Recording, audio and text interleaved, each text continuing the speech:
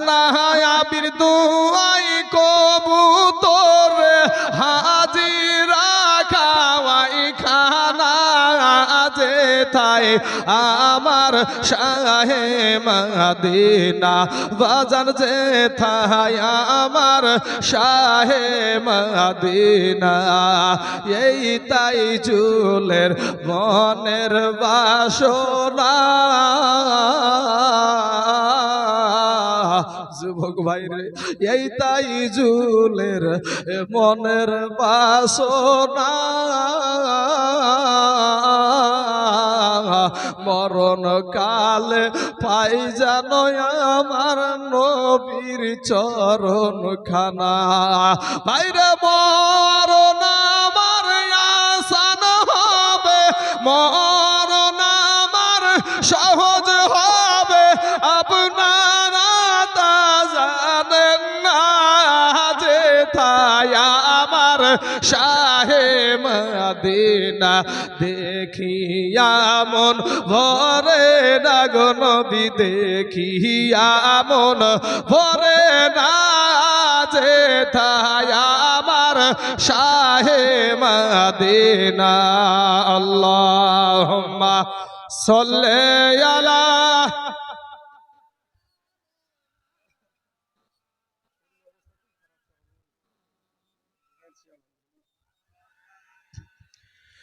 সৈয়দনা সাল্লাল্লাহু আলা মুহাম্মাদিন সাল্লাল্লাহু আলাইহি ওয়াসাল্লাম বাবারা ইন দি মিন টাইমে আমার হোসাইন আমার দয়ার নবী গো আমার এতিম নবী আমার মায়ার নবী উম্মতের দরদি নবী এ আমার যুবক ভাইরা শোনো গো ভাই আমার নবী ছাড়া একজন জান্নাতে যেতে পারবা না রে ভাই একজন জান্নাতে যেতে পারবা না আপনার নবীর শাফায়াত ছাড়া কেউ জান্নাতে যেতে পারবো না সেই নবীর নাতি ইমাম হুসাইন বলছেন নানা গো আপনি মক্কা থেকে মদিনায় হিজরত করেছিলেন আর আমি মদিনা থেকে মক্কাতে হিজরত করব ও গো নানা আর জীবনে দেখা হবে কি জানি না আবার সালাম খানা কবুল করেন গো নানা আবার দেখা হবে জান্নাতের ভিতরে জোরে বলেন সুবহানাল্লাহ মায়ের কবরে গেল মায়ের রওজার জালি ধরে ধরে ইমাম হুসাইন বলছেন মা গো আজকে আমার নানা রওজা বাঁচানোর জন্য আজকে তোমার মাজার খানা বাঁচানোর জন্য মসজিদে নববীকে বাঁচানোর জন্য আজকে আমি মক্কা ছেড়ে মদিনা ছেড়ে মক্কাতে চলে যাব মায়ের জোরে জালিখানা ধরে বলছেন মায়ের রওজার জালি ধরে ইমাম হুসাইন কেন্দে বলেন আর বিদায় দাও মহাজননী কারবালায় যাচ্ছি চলে কারবালায় যাচ্ছি চলে এই আওলে মোহাম্মদ করেছে ফারিয়াদ হবে তারা কুরবানি আগম ফতে মায়া আজননে জয় হোক বাবারা সোনা মানিকেরা এইদিকে সব আপনার জান্নাতুল বাকি এইদিক ওদিক সব জায়গা জিয়ারত করে নিয়া এবার আপনার সকাল বেলাতে সবাইকে বাবা সঙ্গে করে নিচ্ছে রে বাবা কিন্তু আমার হুসাইনের একটা বেটি জ্বরে তার গা খারাপ পড়ে যাচ্ছে বাবা এত জ্বর ওই আপনার হুসাইনের বেটি হযরতে সুগরা রাদিয়াল্লাহু তাআলা আনহা ওই বেটিটাকে বলছে মা তুমি যাও না মা তুমি এখানে যাও না গো, আমাদের সঙ্গে যেও না, এই অসুস্থ শরীরে আমাদের সাথে তুমি চলতে পারবে না। শুকরা ডাক দিয়া বলে আব্বু আবার আব্বা জান চলে যাচ্ছে, মা চলে যাচ্ছে, কাকে নিয়ে থাকবো, কে আমাকে গোসল করায় দিবে গো আব্বু। ও বাবার আমার সুরাবানি ঘেরা, ওখান থেকে হুসাইনের আত্মীয় স্বজন তো ছিল রে বাবা, তাদের কাছে যখন রেখে দিয়া আবার হুসাইন টুক টুক টুক টুক করে যখন বাবা আগাতে শুরু করেছে, ছোট্ট বিটি বাবা, ওই বিটি জোরে আপনার গা খানা পড়ে যাচ্ছে রে বাবা। আজ যদি আমার একটা সন্তান এই অবস্থায় রেখে যদি আমাদেরকে কোথাও চলে যেতে হয়, কেমন লাগবে রে বাবা, কেমন আপনার কষ্ট হবে, কেমন আপনার দুঃখ হবে রে ভাই। ওরে সোনার যুবকেরা, আজ আমরা সুন্নিরা কত গালি দেয়, কত রকমের তা ছিল আমাদেরকে করে, কারণ আমরা একটাই পাগল, সেটা হলো আমরা নবীর পাগল, আহলে বায়াতের পাগল। জোরে জোরে বলুন সুবহানাল্লাহ। এ বাবাজি সুগরা, আপনার নজর করে টুক টুক টুক টুক করে বাবার দিকে একবার তাকায়, মায়ের দিকে একবার তাকায়, আর জীবনে দেখা হবে কিনা জানে না। আব্বাও বারবার বেটির দিকে ফিরে ফিরে তাকায়, মা বেটির দিকে ফিরে ফিরে তাকায়, কিন্তু বাবা জ্বরে সুগরা উঠতে পারে না, জ্বরে সোজা হয়ে দাঁড়াতে পারে না। কবি আমার বলছেন সুগরা কাঁদে মদিনায় আসগার, কাঁদে কারবালায়। চলবে ভাই চলবে। সুগরা কাঁদে মদিনায় আসগার, কাঁদে কারবালায়, পানি পানি করে আসগার, ভাইরে পানি পানি করে আসগার, এ আপাকে জাদা আর ইমাম হোসেন কোলে তুলে এ বাবা সিনাতে লাগাই। জোরে বলে সুবহানাল্লাহ। আর ইবনে হায়দার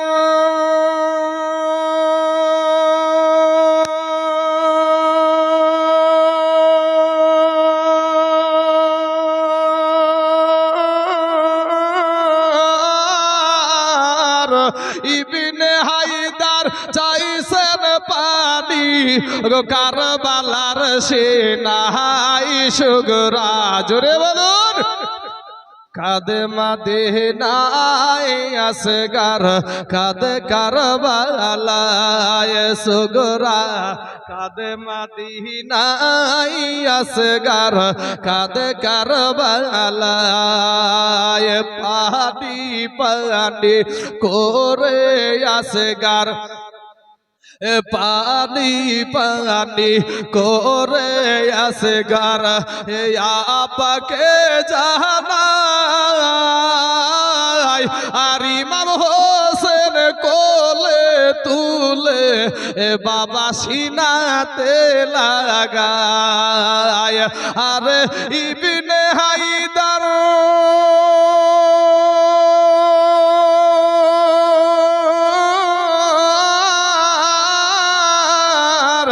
ইবনে হায়দার চাইছেন পানি কারবালার সেনাই সুগরা, কাঁদে মদিনায় আসগার, কাঁদে কারবালায় সুগরা,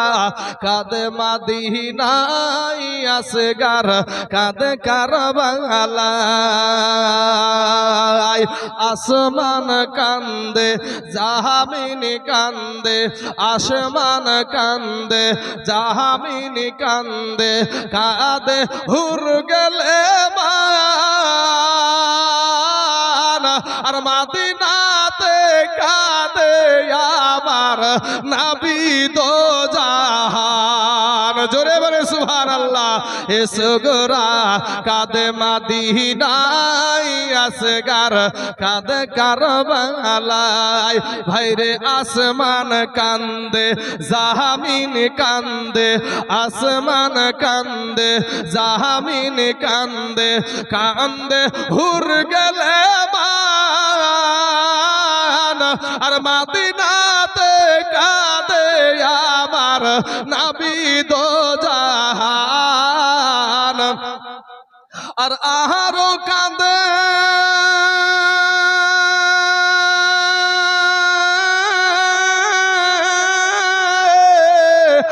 আরো কাঁদে মা ফাতেমা গোয়া পুনরায় জোরে বলে সুবহানাল্লাহ সুগরা কাঁদে মদিনায় আসগার কাঁদে কারবালায় সুগরা কাঁদে মদিনায় আসগার কাঁদে কারবালায় আশুরার রাত ভাইরে আশুরার রাত বুরখা পরে আশুরার রাত বুরখা পরে মা ফাতেমা আর আপন হাতে ঝাড়ু লাগাই ওগো কারবালাতে আসিয়া সুগরা কাঁদে মদিনায় আসগার কাঁদে কারবালায় সুগরা কাঁদে মদিনায় আসগার কাঁদে কারবালায় আল্লাহুম্মা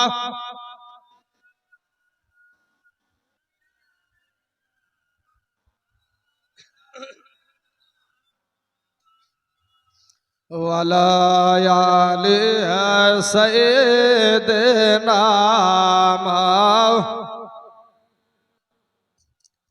সাল্লাল্লাহু আলা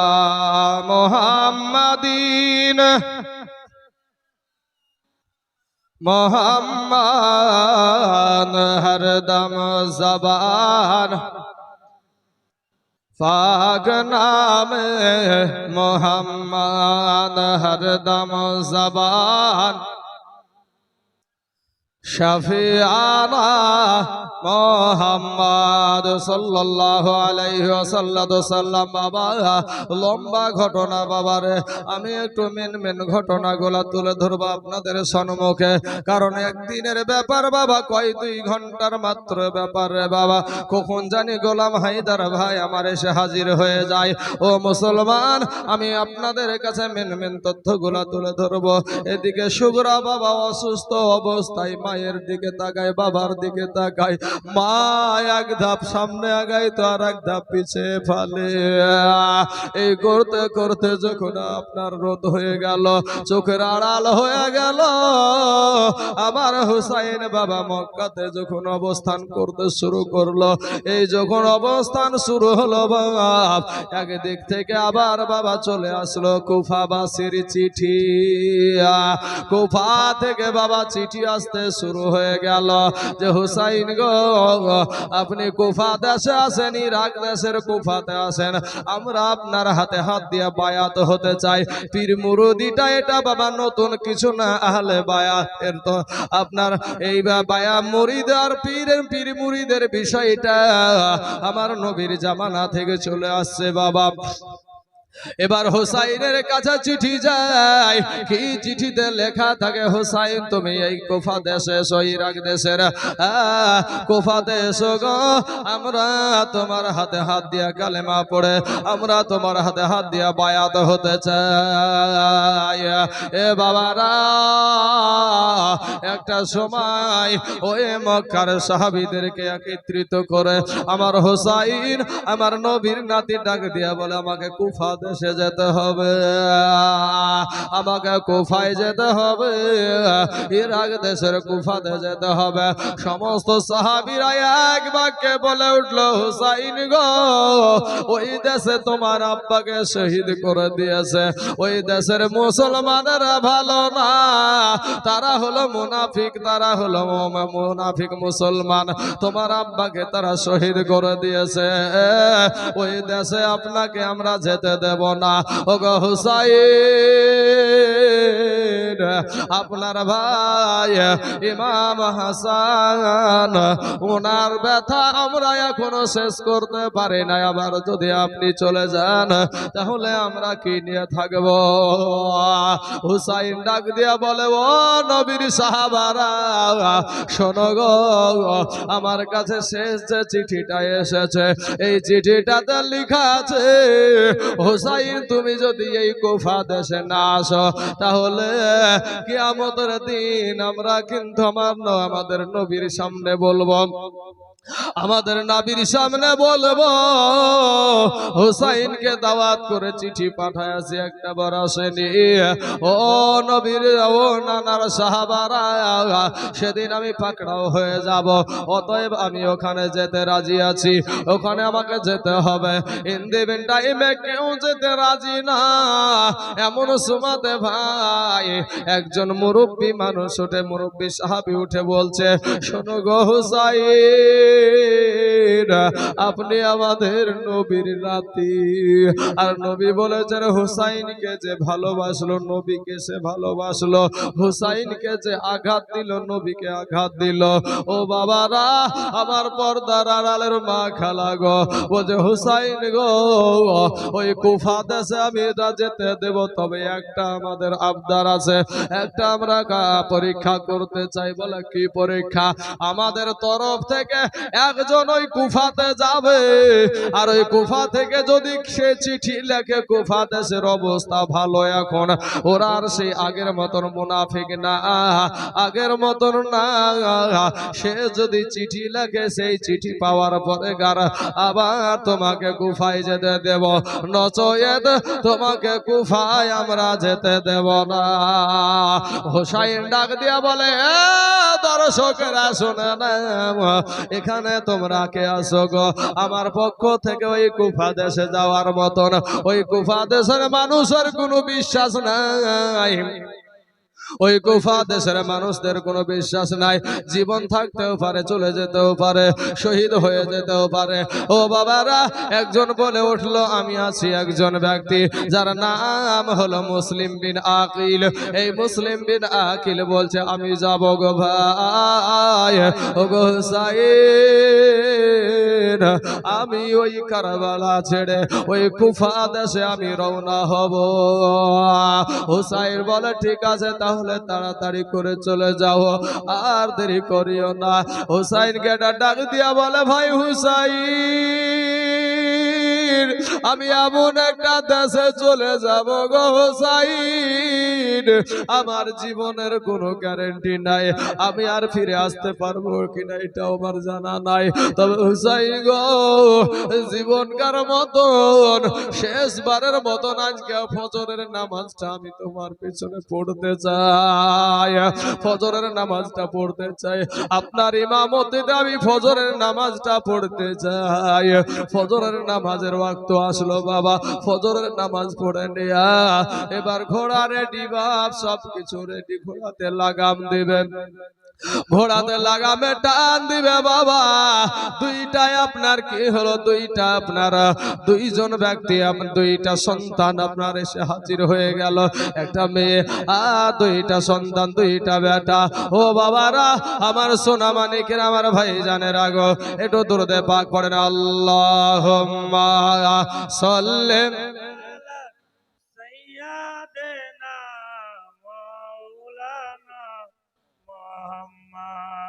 ওয়ালা আলি সাইয়্যিদিনা সাল্লাল্লাহু আলা মুহাম্মাদিন